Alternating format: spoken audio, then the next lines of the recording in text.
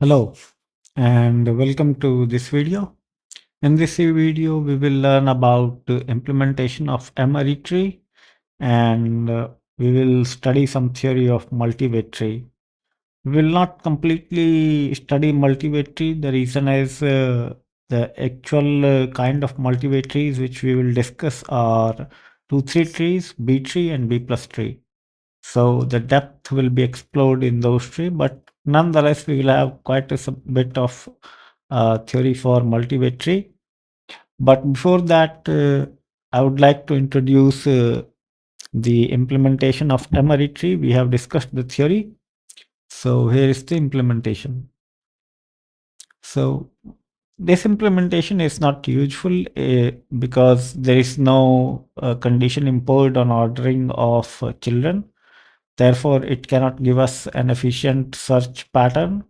Typically, searching is what the trees are used for, and it is not useful for searching. So you see that we have something called max children 3. That is, each node can have at most 3 children. Each node can contain a data, and then it contains children, 3 children.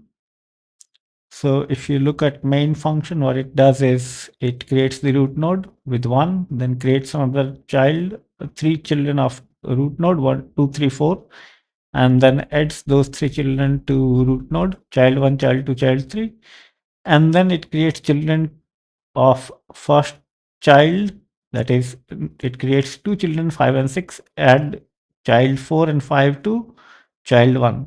So this is how the tree will look like as I have shown here. Then we perform traversals, pre-order, post-order, and in order, and finally we delete the subtree. There is no easy way to search in this kind of tree because there is no ordering of nodes, and therefore deletion is also does not make sense because you don't have a successor or predecessor node in this because there is no ordering of the elements of the tree. So to create this, we see how this is done, an M-ary tree.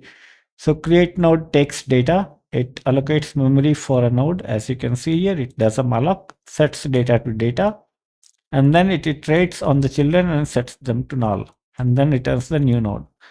When you add a child to a node, what it does is takes parent and it takes the child. Now it iterates over children of parent, and the first null child which it finds, it assigns the child to that, returns. And if no empty children are found, we print a message that node id has no empty child slots. Now for pre-order traversal, we always, for all traversals, we perform the check if root is not null. All the traversals are done using recursion. So in pre-order, we first print the data and then we traverse the children in pre-order traversal. So we invoke the function recursively. In order traversal, again, the check is same, that root is equal to null. Then we check if max children is greater than 0 and the first child is not null. Then we perform in order traversal on the first child, and then we print the data, and then we traverse rest of the children. In post order traversal, we traverse the children first. So first we will be at the last, first we will go at the first child of the first node, and accordingly we will see if that has further children, we'll go to those children, and we print the data. For the deletion of the entire subtree, we see that the root is not null. If it is null, we return. We iterate over the children and invoke delete subtree on all the children. So consequently, all the grandchildren will be visited when this happens, and so on. And the node is deleted by calling free on that node, and we print the data of the node. So let's see this in action. It is not a very useful program. I don't think you will probably ever use it, but it is given for the sake of completion. So we compile it, no problem.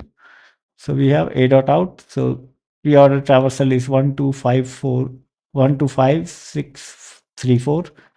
In order is 5 2 6 1 3 4, and post order is 5 6 2 3 4 1. and then we delete the nodes 5, 6, 2, 3, 4, 1. So there is not much into this. You should not pay much attention to what we have done in this code. This is just for the sake of completion that I made the video. Now we look at multi-way search trees. So let me make it full screen. So a multi-way search tree of order n is a general tree or M-ary tree in which each node has n or fewer subtrees and contains one fewer key than it has subtrees.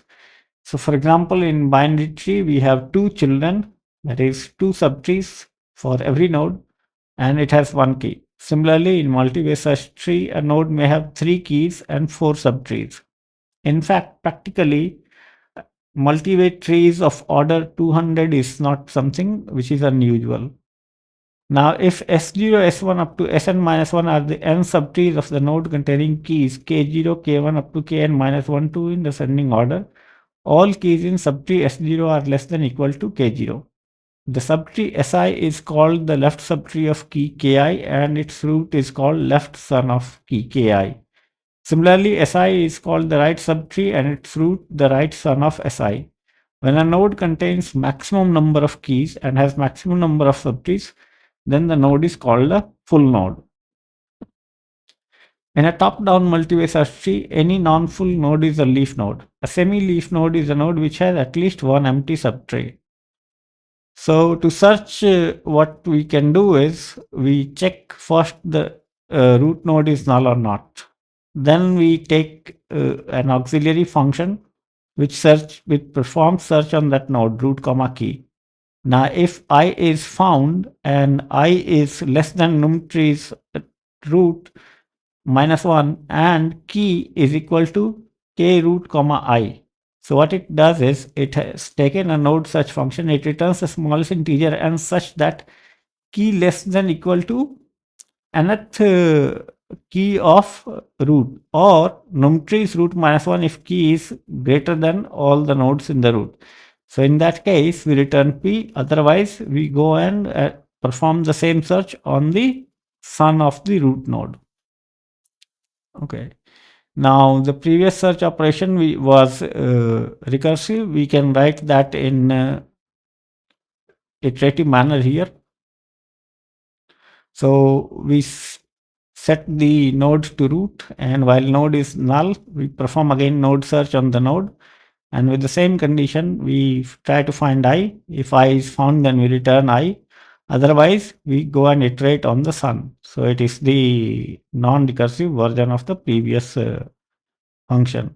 So you can see that the description of num trees is it is equal to number of subtrees of node k root comma I give the ith key of the node. So that's how it works. Now we look at further functionality. The M-ary tree can have any number of sons of a node, while multi-way trees have a limit on number of sons. However, when a node are not full, we waste considerable space. The reason for using multi-way trees is because storing the nodes on external storage is quite cheap and is relatively expensive. In the days of rotating hard disk, the read operation was relatively expensive. However, once the head is in position, reading a large amount of data is relatively fast. This means that the total time for reading a storage block, a node, is only minimally affected by the size of node. Nowadays, SSDs are quite fast, so storing nodes on disk is even faster. What basically I'm trying to say in this paragraph is that the entire node of a tree can be stored on disk. Okay. Databases usually use this technique to implement B plus tree, use B plus tree and they store on the hard drive. So when you want to read, you read a block of data, you read an entire node. So an entire node can contain 200 keys and you can get those keys in one shot. The second factor to consider in implementing multi-way search tree is storage of the data records themselves. As in any storage system, the records may be stored with the keys or remotely from the keys.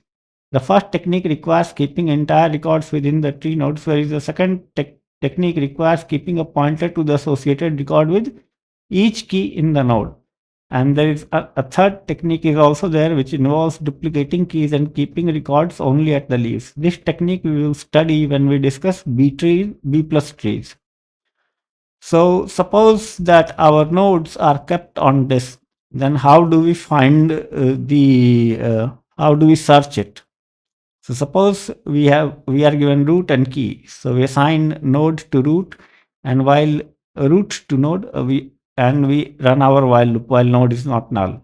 Now this direct read function is a helper function which will read the node and put it in a block in memory structure. So this node is on hard drive, but it is now being read and copied to block structure. Then we perform search on block. So in this entire function, this direct read function will dominate the time taken because it is a disk access. Once disk is accessed, once disk is accessed, rest of the algorithm will not take much time. So we find num trees in the block in memory structure of the node, and we try to find the son of the ith node, and if that is equal to key, we return p, and otherwise we again iterate over the son. The mouse is acting a bit funny. Okay, it is losing power. All right. If all this fails and node finally becomes null, we return -1. Now, this is another common operation which is traversal. It is called direct sequential access. So once a node is read, we want to find out what keys are available in that node. So we traverse this, or you can say it direct sequential access if you want to rename the function. Okay. No, this is not that. This is the same function. This is the traversal routine. This operation which is written here is in the next page. So if you want to traverse, you read the block. The spelling of block is wrong here. And you find the number of trees of that block. And then you iterate on all the sons of that block. And finally iterate on the empty son of the block. And that's how we iterate over the entire node.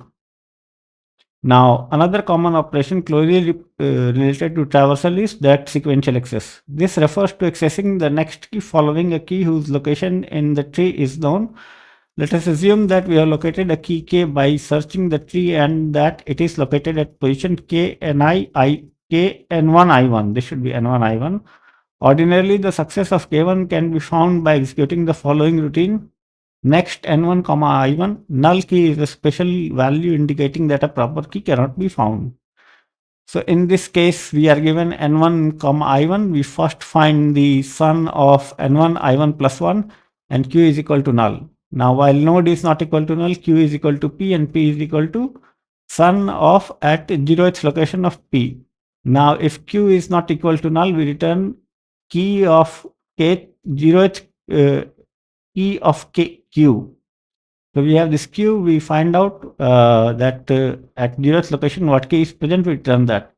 If I1 is less than num trees n1 minus 2, then we return key of n1 comma I1 plus 1. That is, whatever location we have given, we increase it by 1 and then we return the key. And finally, we return null key. So it would have been better that if I would have drawn graphics for this, but please try to understand, I have not drawn any graphics for this. This is best understood with the help of a graphics. This algorithm relies on the fact that successor of K1 is the first key in the subtree that follows K1 in the node N1. Or if the subtree is empty, son N1 comma I1 plus 1 equals null. And if K1 is not the last key in its node, I1 less than num trees N1 minus 2. The successor is next key in node N1. However, if K1 is the last key in its node and if the subtree following it is empty, its successor can be found by backing up the tree. That is, you go up the tree when the successor is to be found.